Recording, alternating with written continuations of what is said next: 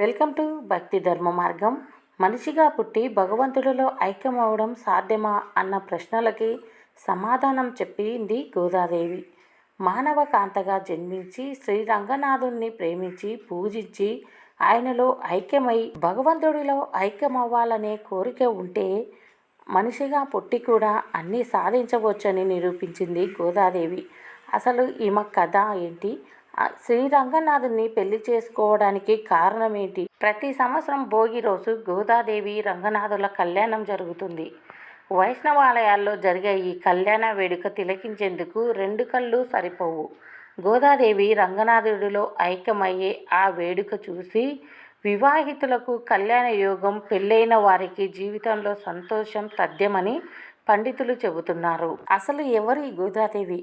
మనిషిగా పుట్టి రంగనాథుల్లో ఐక్యమవడం అంటే సాధ్యమా? శ్రీ విల్లీపుత్తూరులో విష్ణు చిత్తుడనే గొప్ప భక్తుడు ఉండేవాడు.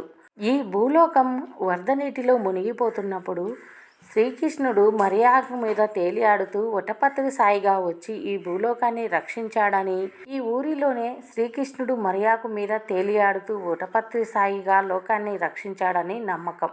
అందుకే ఇక్కడ ఆలయంలో ప్రధాన దైవంగా ఆ చిన్ని కృష్ణుడిని నిత్యం పూజలు చేసేవారు. ఆ చిన్ని కృష్ణుడికి పూలమాలలు అర్పిస్తూ తన జీవితాన్ని ధన్యం చేసుకునేవాడు విష్ణుచిత్తుడు. విష్ణుచిత్తుడు అసలు పేరు భట్టనాథుడు. నిరంతరం ఆయన చిత్తం విష్ణుమూర్తి మీదే ఉండేది కాబట్టి విష్ణుచిత్తుడు అని విష్ణుచిత్తుడు సాక్షాత్ శ్రీ మహావిష్ణువును దర్శించి ఆయనకు మంగళ శాసనాలు అర్పించినట్లుగా ఒక గాథ ప్రచారంలో ఉంది.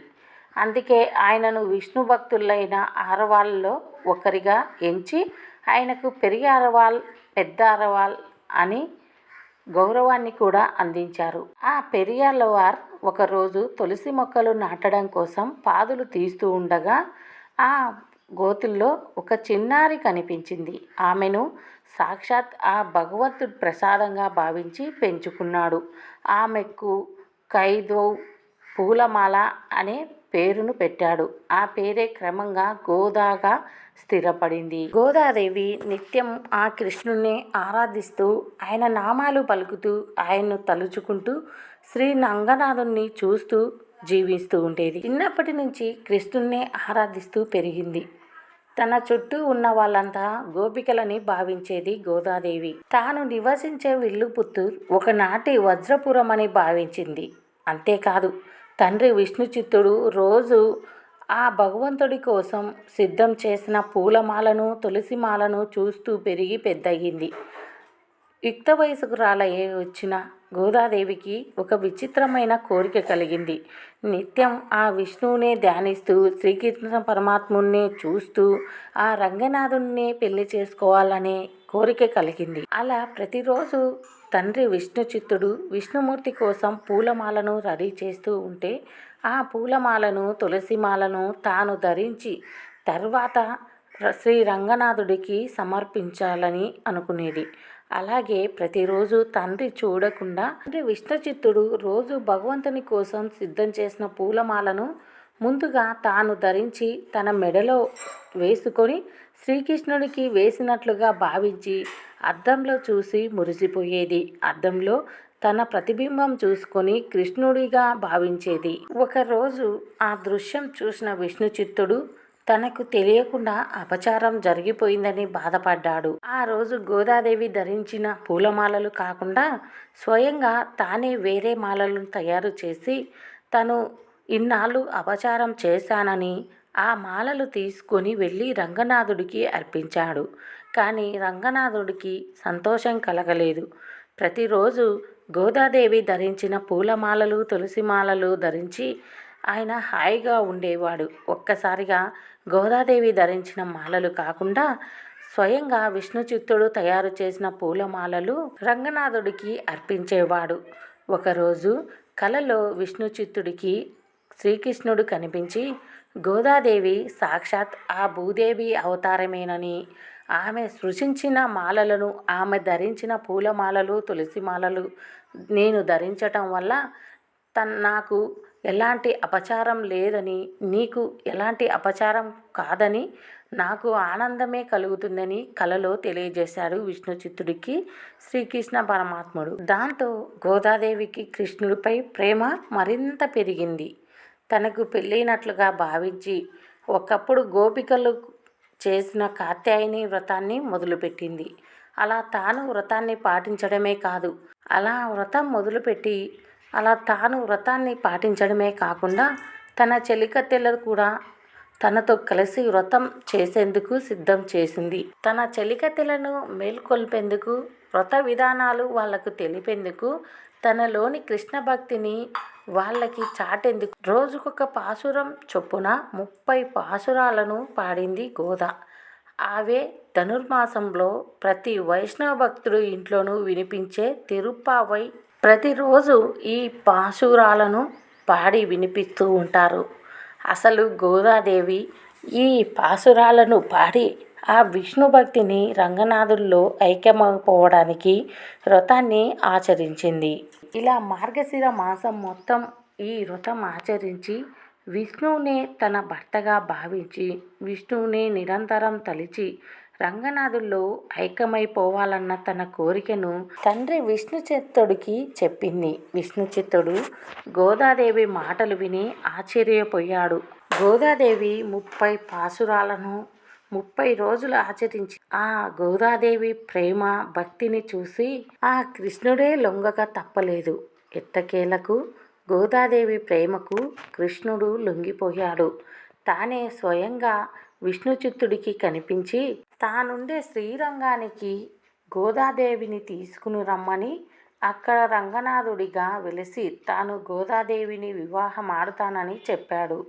శ్రీరంగంలోని ఆలయంలో అర్చకులు విషయాన్ని తెలియజేశాడు విష్ణుచిత్తుడు.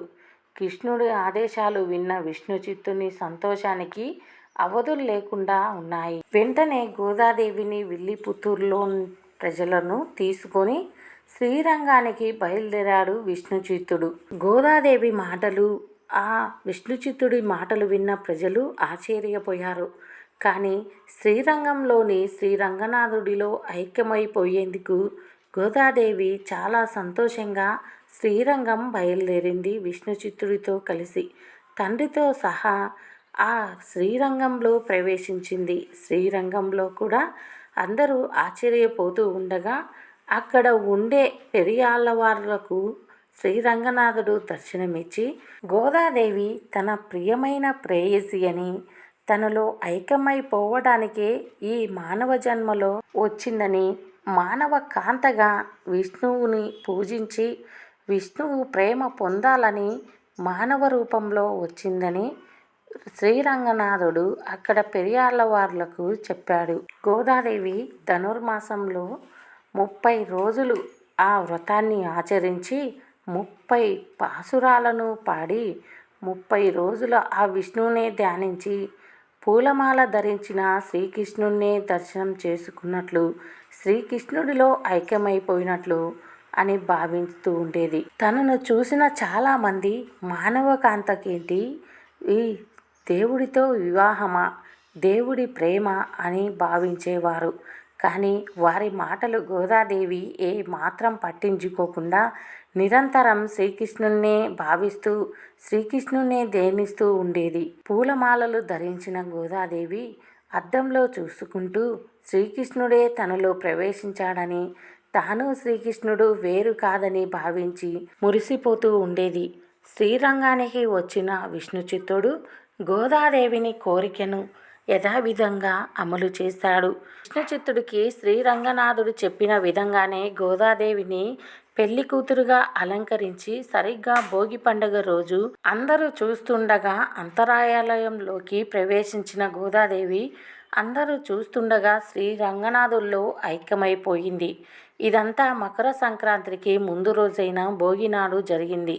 ఈ సందర్భంగా పురస్కరించుకొని ప్రతి వైష్ణవాలయంలో భోగి రోజు గోదాదేవికి ఆ రంగనాథుడికి వైభవంగా కళ్యాణం జరుపుతారు. భూలోకంలో భూదేవి ఒక మానవ కాంతంగా జన్మించి ఆ రంగనాథుల్లో ఐక్యమైపోయింది. ఇదంతా గోదాదేవి చరిత్ర. గోదాదేవి చరిత్ర విన్నా, ధనుర్మాసంలో 30 రోజులు 30 పాసురాలను చదివినా ఈ వ్రతాన్ని ఆచరించిన పెళ్ళి కాని వాళ్ళకి చక్కటి వరుడు దొరుకుతాడు. స్త్రీలకి చక్కటి వరుడు, పురుషులకి చక్కటి వధువు దొరుకుతుంది. సంతానం లేని వారికి సంతానం కలుగుతుంది. కనీసం ఈ కథ జీవితంలో ఒక్కసారైనా వింటే చాలు, సకల పాపాలు నశిస్తాయి. మేము చేసే వీడియోస్ మీకు నోటిఫికేషన్గా రావాలంటే సబ్స్క్రైబ్ చేసి పక్కనే ఉన్న బెల్ బటన్లో ఆల్ ఆప్షన్ ప్రెస్ చేయండి. గోదాదేవి చరిత్ర విన్నా చదివినా సకల పాపాలు నశిస్తాయి.